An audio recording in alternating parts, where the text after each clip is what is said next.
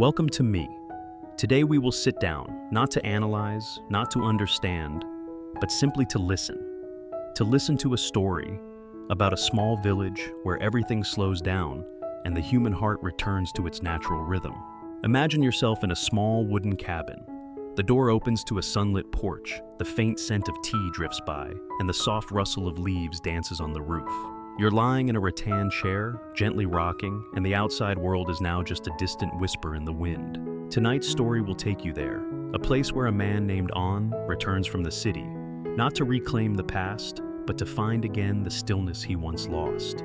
There, you'll find someone named Mara, warm tea each morning, golden lights each evening, and a village not marked on any map, but once visited, never forgotten. Let your shoulders drop, let your breath lead the way.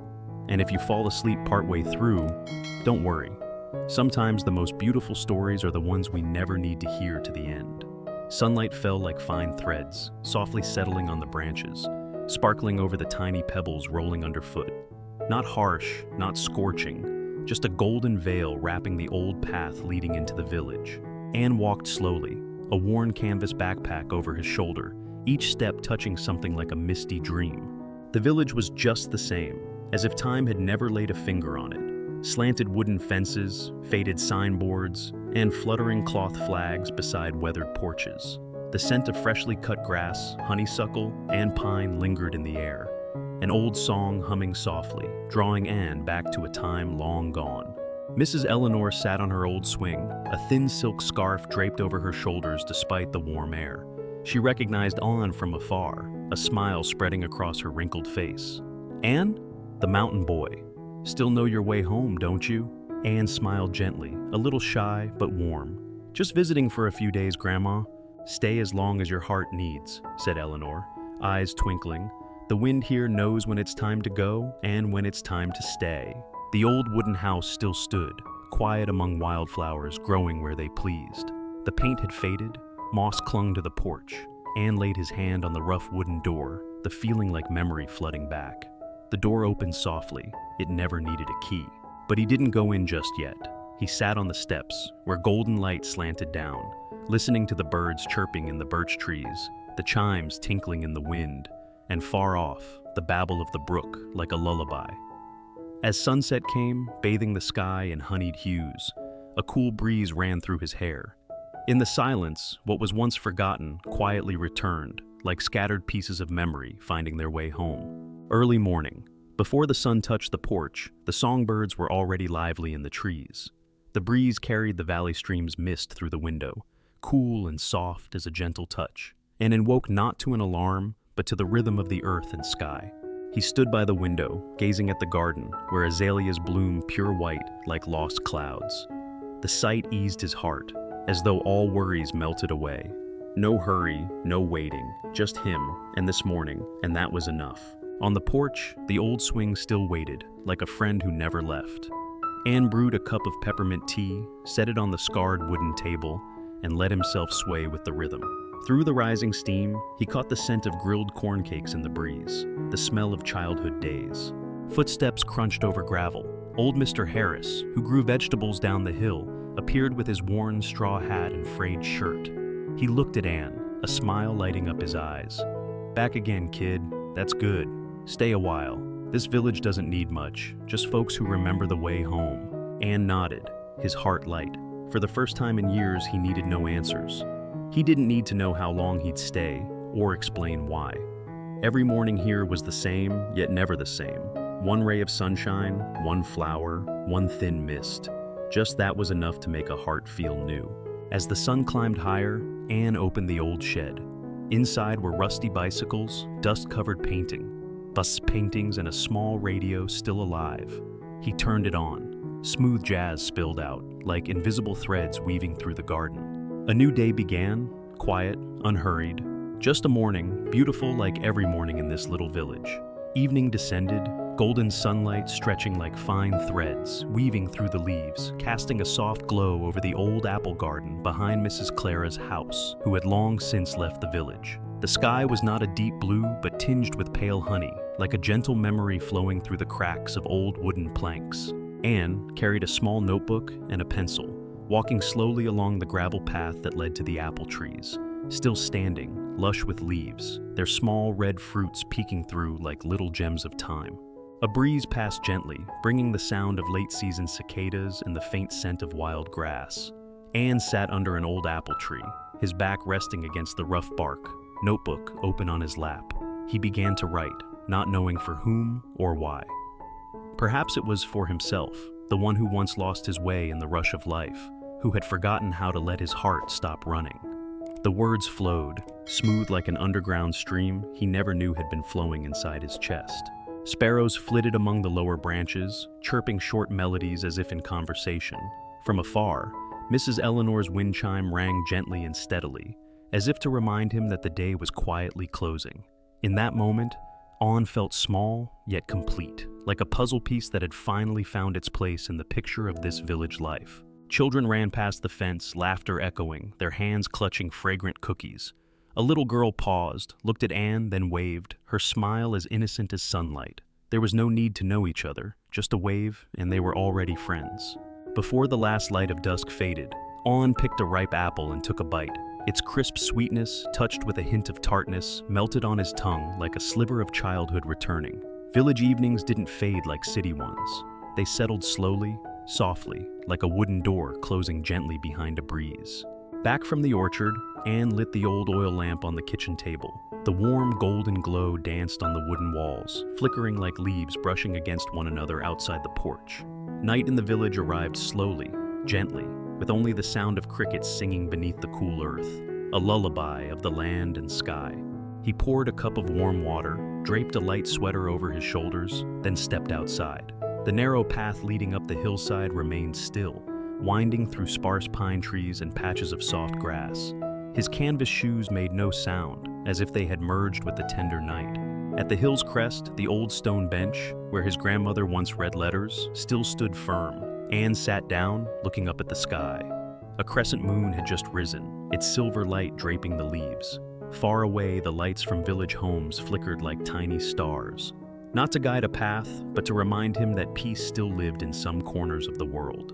Mist drifted slowly from the valley, like pale smoke. There was nothing grand about the scene, but it was enough to wrap around his heart. The night didn't tell stories with words. It lulled him with its own stillness. Anne closed his eyes, listening to the sound of his own breath, mingling with the rustle of leaves and the quiet song of the wind. The old days, once sharp and defined, now softened like moonlight. When he opened his eyes, the moon had risen higher. The breeze carried a thin chill, just enough to remind him he was alive, truly here. He stood, walking slowly home, carrying with him a piece of the night, not in his hands, but in his heart. The next morning. When Anne awoke the next morning, dewdrops still sparkled on the wooden window frame. The air smelled of damp earth and freshly cut grass, like a childhood memory sneaking into a dream. He stepped onto the porch, holding a warm cup of peppermint tea, eyes following the morning sunlight streaming through the leaves. Beyond the slope, a wildflower meadow spread wide, vibrant without anyone tending it. Golden daisies, purple mint, and tufts of dandelions swayed in the breeze like a song of the earth and sky. Anne stood still, watching for a long while, then decided to bring his notebook and walk down the path. The field wasn't far, but each step felt as gentle as a line of poetry. Birdsong chirped beside his shoulder, the breeze tugged at his shirt, and dry leaves crunched underfoot like a rustic melody. Under a wide canopied tree, Anne sat down, opened his notebook, and began to write. Not about the city, not about what was lost, but about this field. A piece of sky wide enough to set the heart at ease, enough to forget all burdens. A small deer stepped quietly from behind the bushes, staring at Anne with eyes as clear as glass, as if waiting for something. Anois smiled, no greeting needed. Between him and nature, presence was enough. As the sun climbed, golden light touched everything with unnamed tenderness. Enda closed his notebook, stood, picked a few wildflowers, and slowly walked home. In his hands were fragile petals, but in his heart, an entire morning of peace, full and whole. At midday, when the gentle golden sunlight spread across the village like a thin blanket draped over wooden rooftops, An returned from the wildflower field, his shoes still scented with fresh grass. He opened the door, and light poured in, resting quietly on the wooden table, like an old friend in no hurry to leave.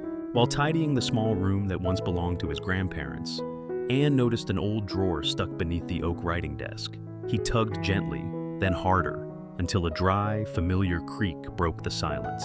The drawer opened to reveal a bundle of letters tied with a faded ribbon, delicate as memory. He carefully unfolded each letter. His grandmother's handwriting, the blue ink now browned with time, still carried the scent of old paper, as if time had only brushed it gently, without erasing anything. "My dear Anne," one letter read, "if you're reading this, perhaps you've found a place for your heart to rest. This village doesn't have much, just sunlight, wind, and a corner for your soul to sit still. But sometimes, that's enough." Anne reads slowly, each line like drops of water sinking gently into his soul, soft yet profound, as if his grandmother had foreseen the day he'd return. And these words had been waiting, not as memories, but as a quiet presence. When he folded the letters back, he didn't feel sadness, only a stillness within, like a calm surface of a stream. He took a fresh sheet of paper, wrote a few lines in return, not to send, just to leave in the drawer, a whisper to himself. He would stay, at least until his heart stopped wandering.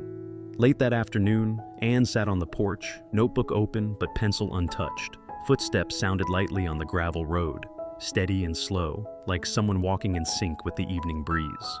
A woman appeared, wearing a wide-brimmed fabric hat, holding a bouquet of soft purple lavender, fragrant and calm.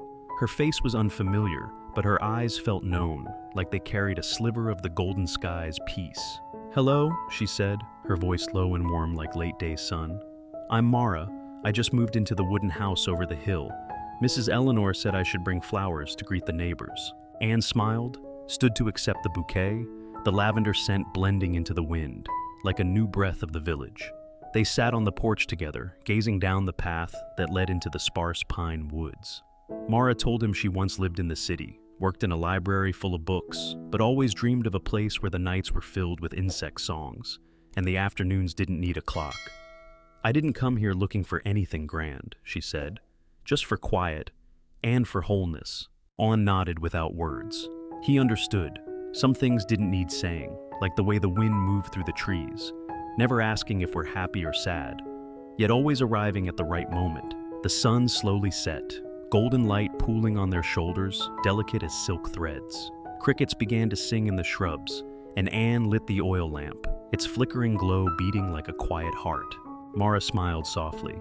"Next time, I'll bring apple pie. Mrs. Eleanor said you used to love it." Anne wasn't surprised. In this village, everything had a way of finding one another, gently, like the light at dusk. The first rain of the season arrived on a quiet Friday morning, soft as a knock from someone familiar. Not loud, not hurried, just fine droplets like threads, laying a cool mist over the roof tiles, gravel paths, and tree leaves. Anne had just finished brewing tea when Mara appeared, holding a clear umbrella, stepping over the rain-slicked gravel road. They sat on the old swing, swaying with the breeze, watching the blurred hilltops through the curtain of rain. No one said much, just the gentle patter of raindrops, the warmth of herbal tea, and a comforting stillness shared between them. "Rainy days," Mara whispered, "make me want to open an old book or write a letter that will never be sent." Anne smiled. "I write in my notebook, not to remember, but to hold on to how the day made me feel." They read poems aloud, alternating lines, verses by Emily Dickinson flowing like a stream through the rain. Outside, birds tucked beneath the leaves, and sometimes their laughter mingled with the rain, soft but lingering. That afternoon, Mara taught Anne how to make apple pie. The small kitchen filled with the scent of cinnamon, melting butter, and sweet ripe apples. When the pie came out of the oven, its steam curled gently on the wooden table. They ate in silence, and Anne thought, some days needed nothing more than a slice of pie, a companion, and the sound of rain. That evening, the rain still fell, not heavier, not lighter. Mara said goodbye as the village lanterns began to glow, tiny lights flickering in the mist. Anne watched her go, realizing it wasn't the rain that blurred the path, but that something inside him was becoming clearer. After days of rain, the sky cleared again, bringing with it the early autumn chill, delicate as dew resting on grass. Leaves began to change color, from pale green to golden yellow, then burnt orange and deep red, like nature's slow brushstrokes across the village canvas. The autumn breeze was crisp, making each of Anne's breaths feel lighter, purer, and Mara often walked along the hillside in the golden afternoons. They spoke little, simply held hands, letting the silence speak for them. Sometimes Mara would pause beneath the canopy of fallen leaves, pick up a perfectly shaped one, press it into her palm, and hand it to Anne. A wordless gift that held the whole of autumn within it. One evening, they sat beneath an ancient maple, its fallen leaves forming a soft carpet that seemed to invite them to lie down and forget time. Mara rested her head on Anne's shoulder, her eyes gleaming as she looked up at the pale violet sky. "Have you ever thought," she whispered, "that happiness might just be being here, in this very moment, with someone, and not needing to know about tomorrow?" Anne nodded, feeling the autumn wind stir the dry vines along the stone fence. The scent of ripened rice drifted faintly from afar, like an old memory returning gently. They stayed quiet, and in that silence something quietly shifted, not loud, but steady, like roots anchoring deeper into the soil. That night, Alman brewed a cup of lavender tea, following the method Mara had once taught him. He opened his notebook and wrote, "Love is not a burning flame. It is a gentle light, lit each day, not out of need, but out of care." Outside, the rustling of leaves mingled with the wind, like a soft autumn lullaby.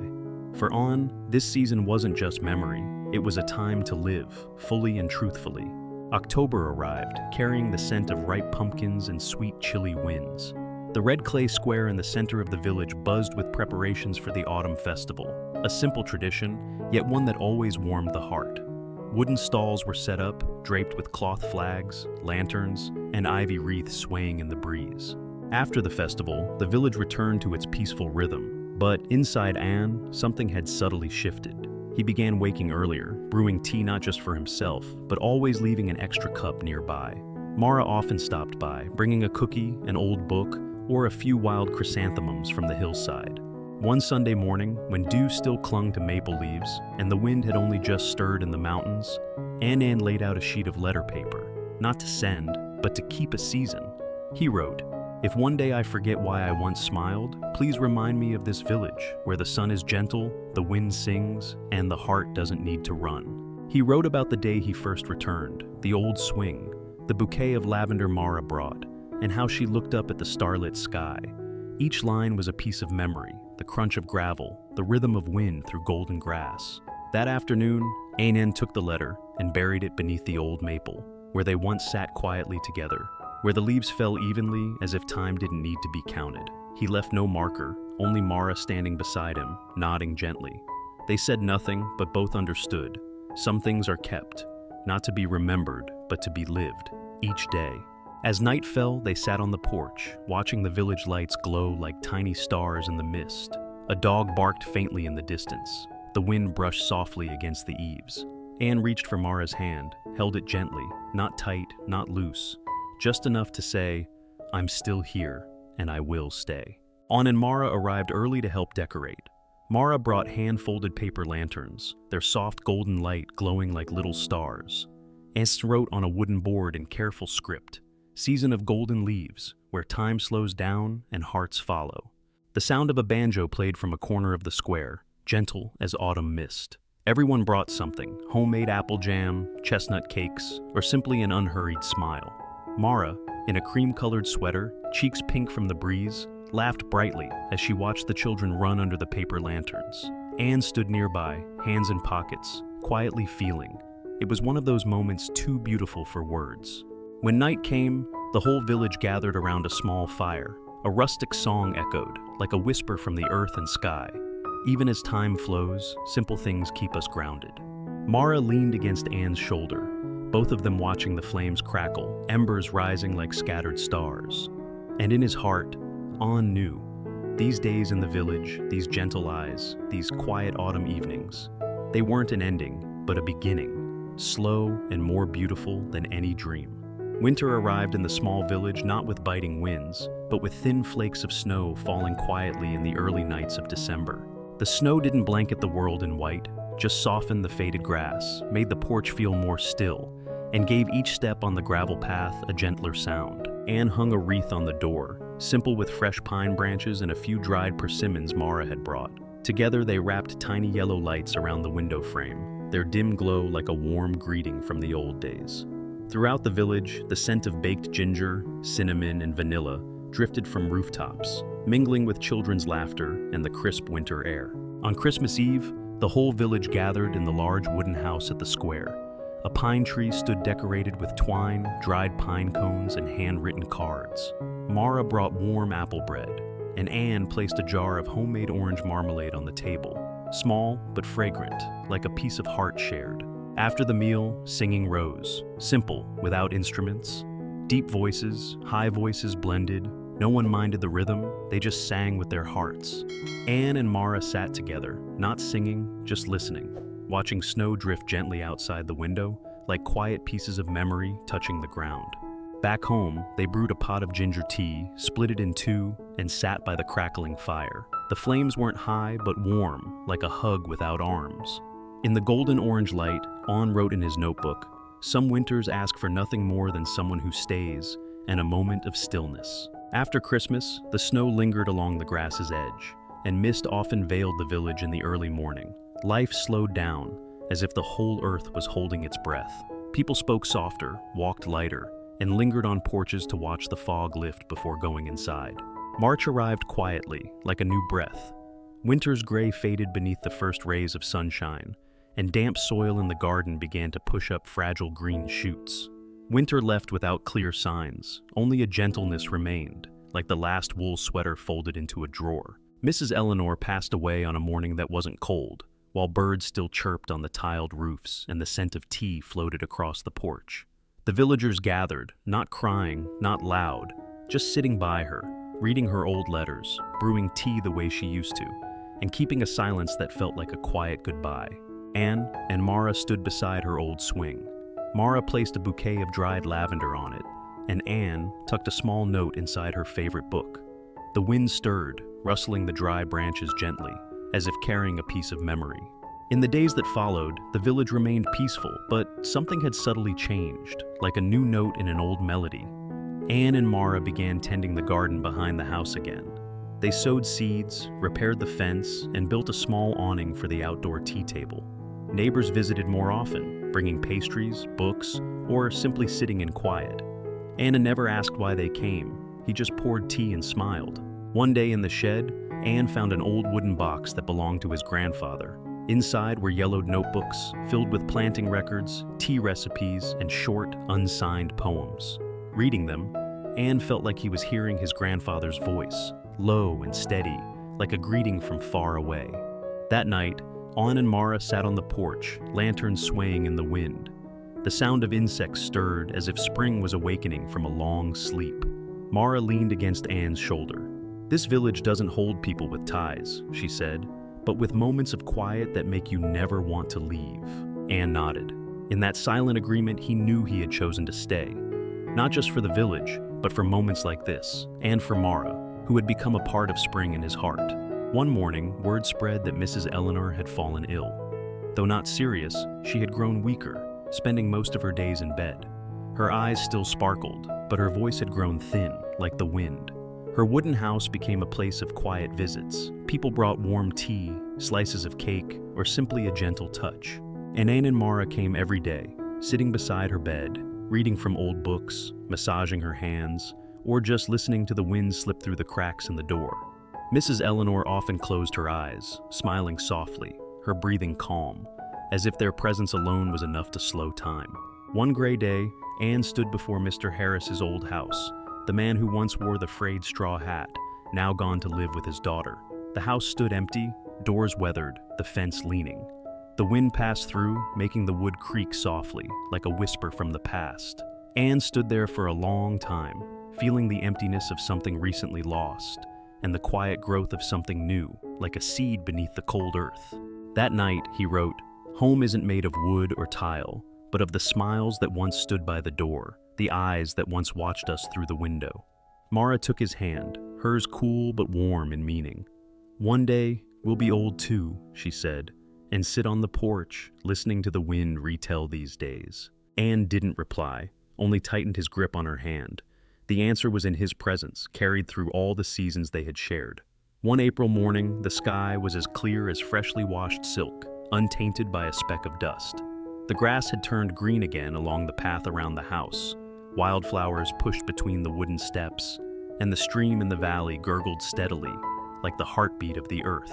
The village remained unchanged, peaceful, unhurried, as if it had never known haste.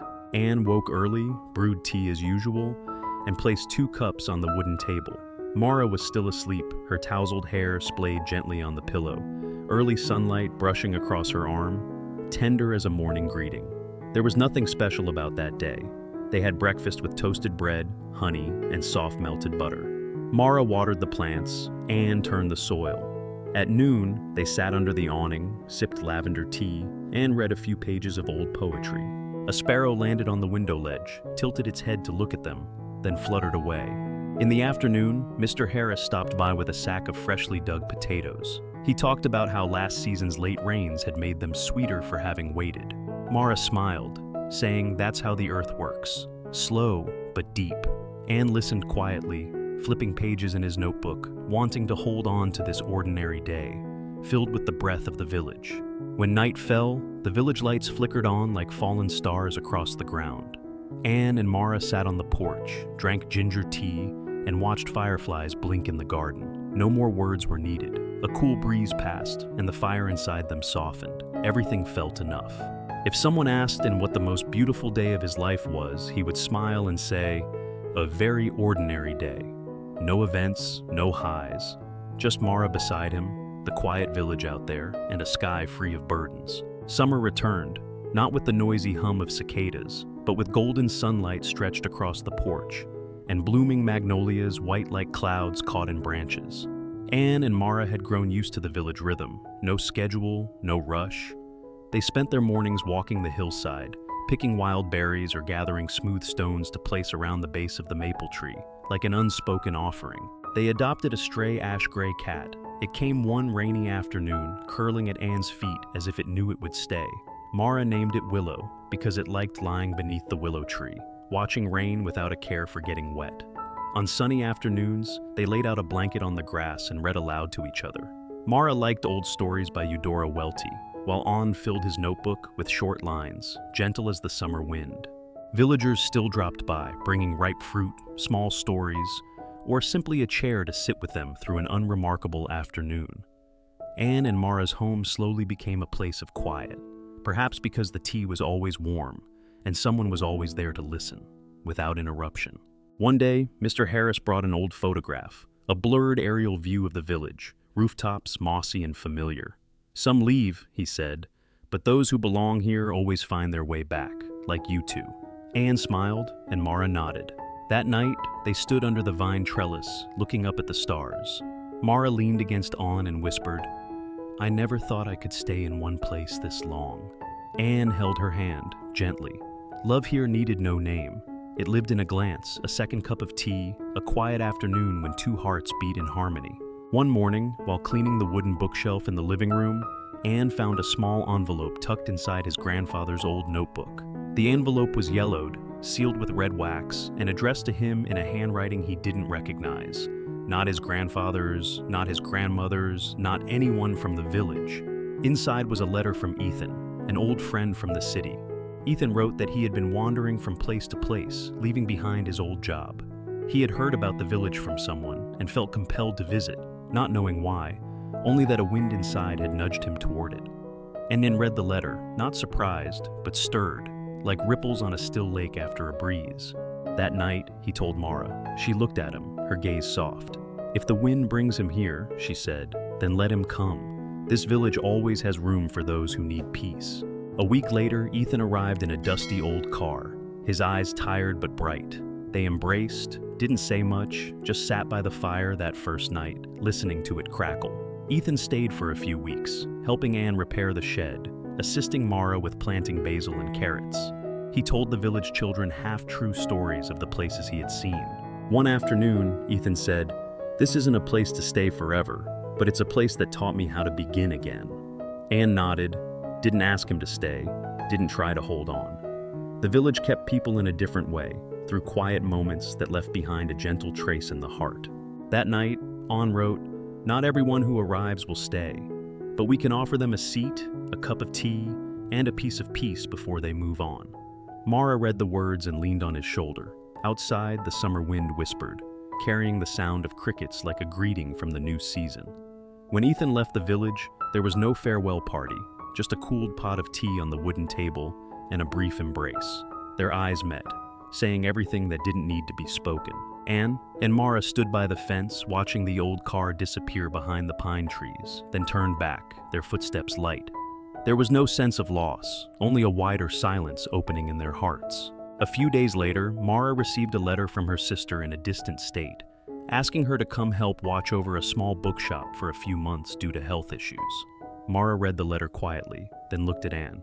"It's just a short trip," she said, her voice soft like the wind. "Not to leave, but to return more whole." Anne nodded, asking nothing more.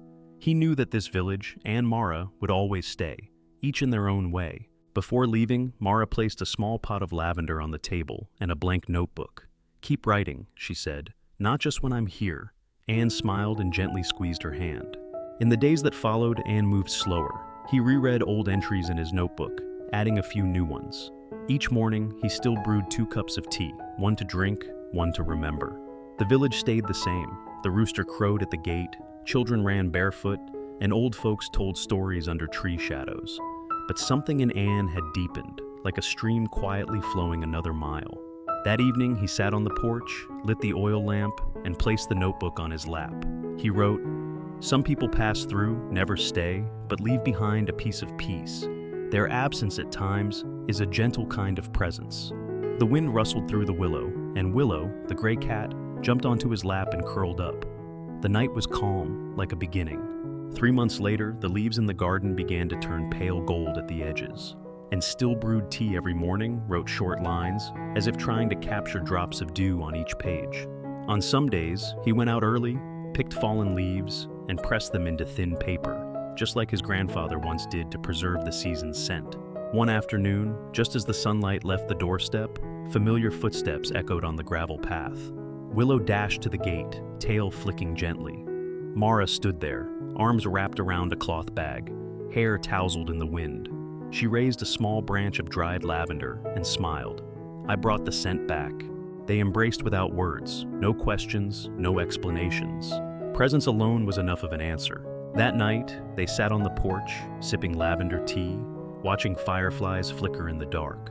Mara spoke of the little bookstore filled with sunlight, of kind strangers, and of how she missed the village at every sunset. Anne listened, placing his hand gently over hers. In his eyes, she was still the same Mara from the early days, only deeper now, like a stream that had flowed past mountains. They didn't speak of the future, made no plans. They just sat there, together, in a quiet night, as if all distances had vanished and their heartbeats found home. In the little village, a new season began, not with a festival, not with snow, but with a look, longer, warmer than any words.